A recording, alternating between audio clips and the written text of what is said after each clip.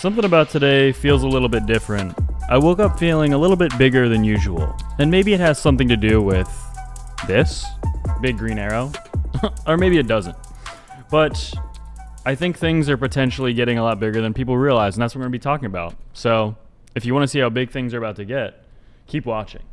CZ, the founder of Binance, saying he predicts many more all-time highs are coming soon. Maybe if he stops dumping on us. What about that, CZ? Did you consider maybe stop dumping on everyone? Maybe there will be more all-time highs if you stop literally dumping on everyone. The Federal Reserve conducted an emergency $13 billion overnight repo operation, marking one of the largest liquidity injections since the COVID period. The top comment, however, does clarify it is not tied to a liquidity injection, and what it's actually showing is that repo usage is completely flat at zero from 2021 to 2024. Then a sudden vertical spike is a stress signal that healthy markets don't need emergency Fed liquidity injections, or potentially that quantitative easing is back or at least coming. So that's pretty big. As well, I thought this was interesting. The two top shareholders in Berkshire Hathaway are now in Bitcoin. Warren Buffett is retiring next month. Berkshire is sitting on nearly $500 billion or $380 billion. He's suggesting that is that potentially going to Bitcoin? My answer would be no. Probably not, but the top comment says here, him retiring would allow Berkshire to acquire a large position in Bitcoin and other cryptos without going out, with that being like the last thing that he does, basically for his legacy. And before we actually continue with the news, obviously, Bitcoin is up a little bit today. Notably, sitting again right underneath the 21-day moving average, Bitcoin has failed to get above the 21-day moving average consistently ever since it fell below it pretty much at the beginning of October at all-time highs. Bitcoin's all-time high was about 126K. We fell below pretty dramatically the 21-day, got rejected on the first attempt, came back. We spent a day or two above it, but obviously got rejected at the 21 and 50 days and have been getting rejected consistently ever since. And we actually just got rejected most recently on Friday, the 28th of November. Here we are again. So we're seeing, though, on the daily chart, looks like the RSI and MACD have both bottomed, and they've switched to more of a bullish momentum, more bullish momentum. As well, on the weekly chart, specifically the MACD is for the very first time seemingly curving over to a more less dumpy, I guess you could say, or dumpy to the upside momentum for the first time really since switching negative back again.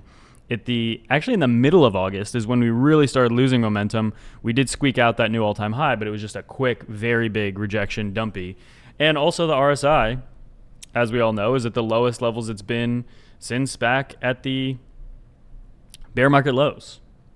So all of this to say is that we're setting up for at least some sort of monster rally. Even if it is a dead cat bounce, we're talking a rally that'll get us back at least above 100K, I think.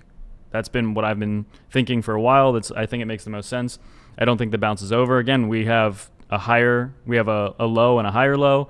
The structure on the weekly is still totally fine. We have higher lows and higher highs on a macro time frame. So really nothing overtly bearish, and the fundamental backdrop is insanely actually the opposite of bearish. It's actually pretty bullish. Honey Badger posting this saying, wouldn't this be glorious? Basically a giga bounce all the way to infinity and beyond, and then a dump for the next 2 years after that. Or as some would say, a giga cycle, super cycle even. And as well as we talked about, the Federal Reserve officially ends quantitative tightening. The balance sheet runoff that began in 2022 is over. And what happened in 2022? Dumpy. 3 years of a bear market. A lot of people have been suggesting that we are now at the beginning of a bear market. But what I don't think a lot of people now, actually over the last week or so, more people are suggesting the opposite, that actually we've been in a bear market this whole time. Bitcoin just happened to pump a lot. Alts didn't, right? Alts haven't done anything. Bitcoin happened to pump a lot. But what they're suggesting is actually we've just been in like a pretty prolonged bear market for the past 3 years.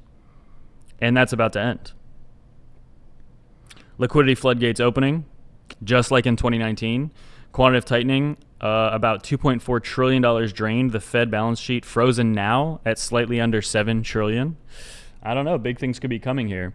The idea of this just being a corrective structure inside a larger uptrend still has not been invalidated. Gel says if it plays out like previous ones, should start moving quickly. Yeah, I mean, these are higher highs and higher lows, and there are corrections, and we've been experiencing them. Plan C says important Bitcoin post: the mid-cycle shakeout is almost complete. Many are convinced the bull run is over and the long bear market is coming next. Mr. Market has done a fantastic job of tricking the herd. I like thinking about things like this and even suggesting this idea, really, because, again, everyone's so sure. Everyone is so sure that the 4-year cycles are just going to play out like they have in the past and we're about to get dumped on. I just don't think it's that easy. I don't think everyone's right, because really, so many of the newer investors in the market seem to have think they've perfectly nailed this, and they think that, okay, yeah, I didn't sell, or I did sell, or whatever the case may be, and now it's about to be a 2-year bear market, and I'll accumulate. I mean, really, it wasn't a bull market like it's ever been, so why would the bear market be the same as it's ever been? Things are different, and people use that excuse like, well, people always say things are different, and they're not. But like, as I've been saying for years, eventually they will be different, and I think they are different now, specifically since the beginning of 2024. He's saying people will scramble to get back into the market once it's clear that 2026 will be an extension of the bull market. And he says, don't say you were not warned. So, also, each time Bitcoin's energy oscillator, whatever that means, bounces off the lowest levels a bull run followed, it's currently bouncing at those levels again. And basically what it's saying is, this is bullish, and you best believe, you bet your cheeks that I'm about to be covering this, because it's saying bounce. It says it right here. It says bounce. So that must mean we got to bounce. Let's bounce. We see macro investor and Ethereum bull Raoul Pal saying the 4-year cycle is now the 5-year cycle. Bitcoin should peak in 2026, probably in Q2. Big. Potentially very big. And liquidity models are pricing Bitcoin at nearly 200K right now, while spot trading is just above 80K, meaning the last time Bitcoin traded this far below fair value was during COVID, the FTX meltdown and the 2008 capitulation bottom, meaning we should see some pretty big pumpies to catch up because we're undervalued. This chart predicts Bitcoin is going to bottom at 25K sometime in 2026. Well, I also have a chart, and I made it myself. And this one predicts that we're going to go up forever. So you choose. Do you want to believe the chart that they drew that we're going to bottom at 25K in 2026? Or do you want to believe the chart with the big green arrow? I know what I'm picking. I like this one.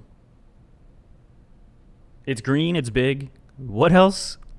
What else could you ask for, actually, to be honest? And as well, Bank of America has raised its official Bitcoin recommendation for clients to 4%. Higher, faster, sooner, bigger. BlackRock's BYBIT being the #1 revenue generator inside of 24 months was the straw that broke the capitalist back. Honestly, that's a piece of news that people don't care about because Bitcoin's kind of boring right now and alts suck. But really, the fact that BYBIT, BlackRock's Bitcoin ETF, is the #1 revenue generator in less than 2 years for BlackRock, the largest asset manager on the planet. Like, you can't really wrap your head around how big that is, how important that is for them now, how important it is for them to continue making revenue from their Bitcoin spot ETF. The biggest asset manager on the planet, their most successful ETF ever is the Bitcoin ETF. They make the most money from it.